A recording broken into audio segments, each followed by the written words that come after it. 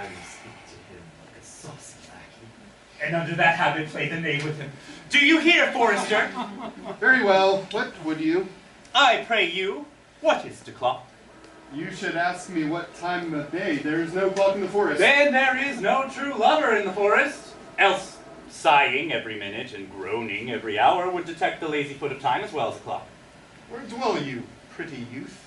With a shepherdess, my sister, here, in the skirts of the forest, like fringe upon a petticoat. Are you native of this place? Your accent is something finer than can be purchased in so removed a dwelling.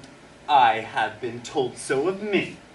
But indeed, an old religious uncle of mine taught me to speak, who was in his youth an inland man, one that knew courtship too well, for there he fell in love. I have heard him read many lectures against it.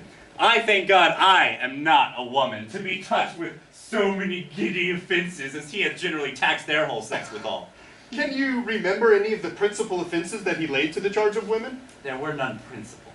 They were all like one another as halfpence are, every one fault seeming monstrous, till his fellow fault came to match it. I prithee, recount some of them. No, I will not cast away my physic, but on those that are sick. There is a man, haunts the forest, that abuses our young plants with carving ROSALIND on their barks, hangs odes upon hawthorns, elegies on brambles, all, forsooth, deifying the name of ROSALIND. If I could meet that fancy monger, I would give him some good counsel, for he seems to have the quotidian of love upon him. I am he that is so love-shaped. I pray you tell me your remedy. There is none of my uncle's marks upon you. He taught me how to know a man in love, in which cage of rushes I'm sure you are not prisoner. What were his marks? A lean cheek, which you have not. Blue eye, and sunken, which you have not. Beard, neglected, which you have not.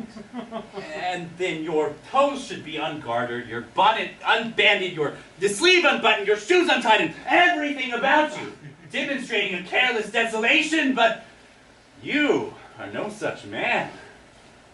You are rather point device in your accoutrement, as loving yourself than seeming the lover of any other. Fair youth, I would I could make thee believe I love. Believe it. You may as soon make her that you love believe it, which I warrant she's apter to do than to confess she does.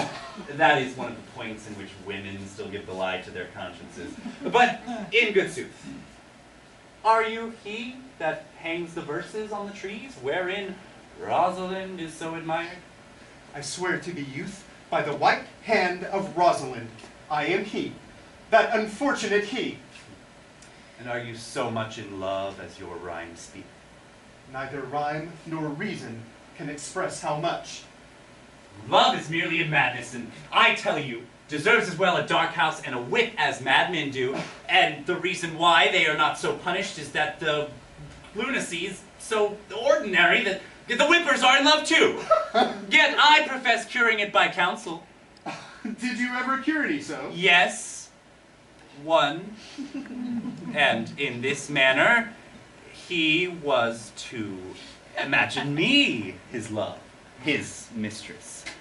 And I set him every day to woo me, at which time would I, being but a moonish youth, pretty, be changeable, shallow, inconstant, as boys and women are for the most part cattle of this color, would now like him, now loathe him, then entertain him, then forswear him, then spit at him, then grieve for him, till I drave him from his mad humor of love to a living humor of madness, which was to forswear the full stream of the world and to live in a milk merely monastic. And thus I cured him. And this way will I set upon me to wash your liver clean, that there shall not be one spot of love in it. I would not be cured, youth. I would cure you, if you would but call me ROSALIND. Come every day to my coat and woo me.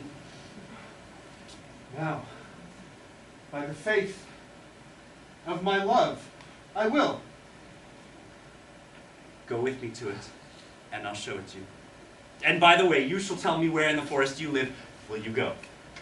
With all my heart, good youth. Nay, You must call me Rosalind!